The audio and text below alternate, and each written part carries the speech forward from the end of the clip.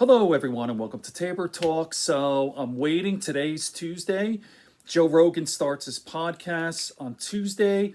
Usually does 3 a week: Tuesday, Wednesday, Thursday.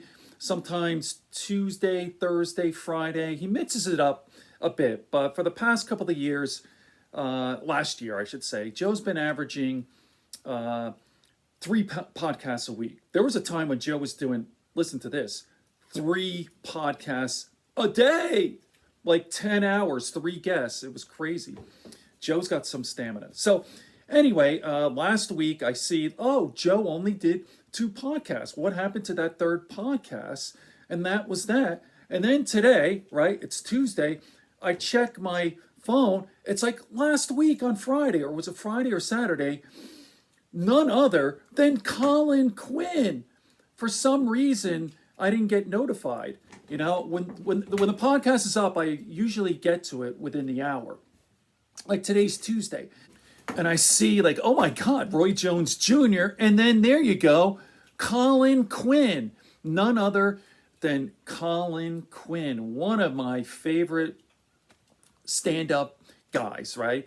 A one-man show, not necessarily just comedy, but one-man show. If you don't know Colin Quinn, he did, what was it called? The History of the World. Went through the whole history with that type of New York humor. It was brilliant. And then I think he has something called the New York Story or something. So, which is a nice segue into what I want to talk about. I'm going to play a clip at the very beginning of the podcast. And Joe asks Colin, are you still in New York? And is it crazy? What's going on? And I'll tell you what, and I'll talk after this little clip that I play here. So I'm a New Yorker. I was born and raised in New Jersey. I started working in Manhattan in my 20s. I moved, lived in Queens. We bought a house. I got married, bought a house, lived on Long Island for about 10 years. And now, then we moved to Goshen, New York. We had an apartment, and now I have well, as you can see, I have a log cabin out in the Catskills, our dream house. So anyway, so I want to talk about New York here. I worked in the city, and I worked for Lord & Taylor. That's, as a matter of fact, I met my wife there. I was working in the credit and finance department. And I worked long hours. So I would commute in from New Jersey into the city, and then I would leave like 8, 9 o'clock at night. And so going down from Fifth Avenue to the Port Authority, 42nd Street, 42nd and 9 was insanity. Literally, I didn't know if I was going to make it out alive. You risked life and limb. I mean, crackheads. It was crackheads and prostitutes and drugs. It was horrible. I used to carry around a chain with me with some lead just in my pocket. It was fucking insanity. So this was early 90s, actually. Like, Colin Quinn talks about the 70s, and the 70s were gritty, nasty. Like, you've seen, Martin Scorsese films, Mean Streets, and Taxi Driver, of course. It was like that. It was fucking terrifying. When I was a kid, growing up, we used to go from New Jersey, 15, 16, 17 years old, and we'd go there and sort of hang out. We were just blown away by how fucking seedy it was. It was really, really depraved shit. So this lasted, let's see, the 70s they talk about, the 80s it was real bad, and even the early 90s. And it is true that Rudy Giuliani cleaned it up.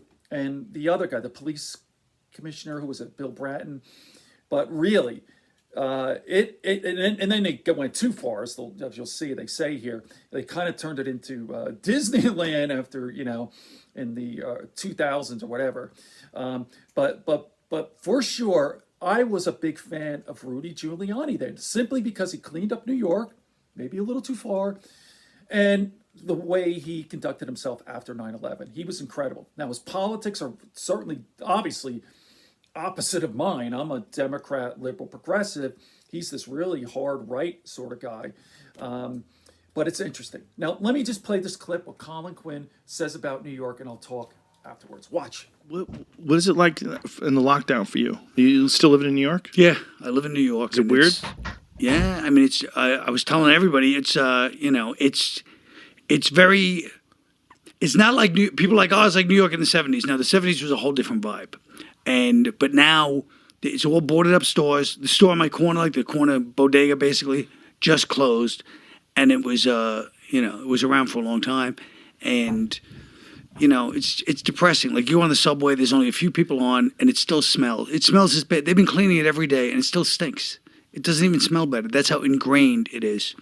And, the pigeons are homeless because Antifa took down all the statues, so they have no place to live.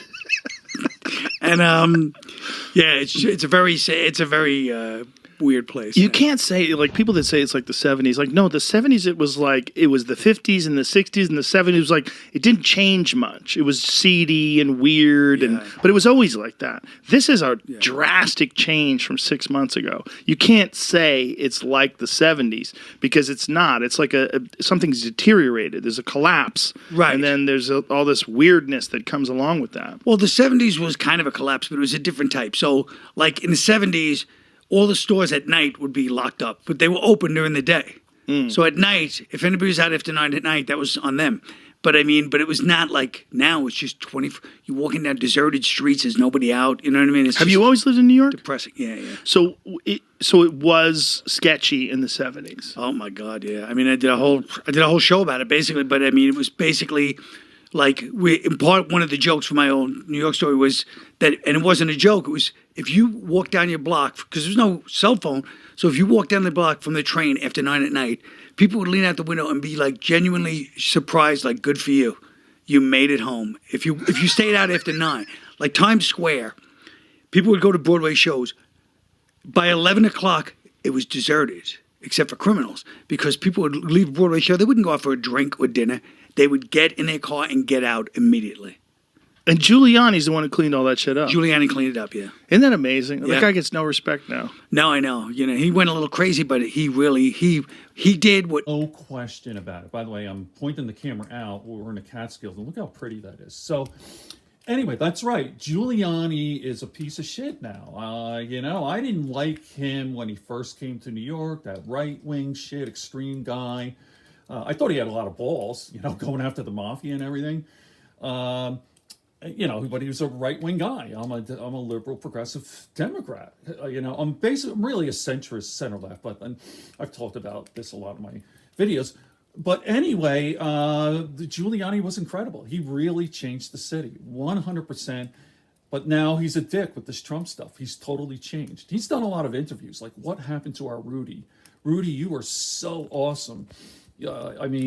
Look at how you conducted yourself up to 9/11, just an incredible man. And now he just sold out, and he's a really piece of garbage. I can't stand him. But watch. No continue. politician has ever done in history, which is he said, I'm going to transform this, and he did. He turned it around. Yeah. He really did. He really did. Maybe a little too far. Like at a certain It may point, have been a little too far. Times Square became like a mall. Yes, Times Square is very uninspiring. It became like a big Applebee's. But that's exactly what it's like. And even though, like, now I look back and I'm like, oh, Taxi Driver, New York, it was edgy, it was fun. But at the time, it was no joke. People, I glamorized it through rose-colored glasses, but it was serious. Yeah, that's the thing about crime in crime-ridden areas. Like, people always glamorize it after the fact, but if you're living there while it's going down, it's fucking terrible. Oh, yeah. I mean, most people loved New York once he took over. In the 90s, people forget that. You know, that everybody was just like, oh, I can go out at night. Oh, I can work. I can, before that, it was crazy. And I used to bartend around Times Square, and, I mean... the stuff you saw, was just brutal. You know what I mean? Well, one of the things we're finding out from this lockdown is that it really is important who your mayor is. It used to be important. He didn't really care. People didn't care who the mayor of L.A. was. Half the people didn't even know. That's right. And now they're like, who is this motherfucker that's keeping everything closed? Yeah.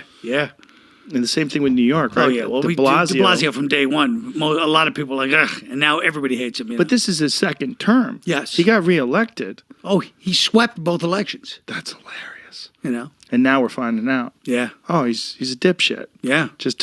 It took something where it was a crisis where you realize, like, this is not a leader. And everybody hated Bloomberg for running a third term. They wish they had him for a fifth now. Yeah. Remember, it was like, oh, he's forced himself to run for a third. Now, but he misses, guy like him. Could he go back? By the way, this is what's between my cheek and gum here. It's this kratom. So my wife says, you got all stuff in your teeth. Why don't you brush your teeth? And I'm better yet, just show this. I talk about this all the time.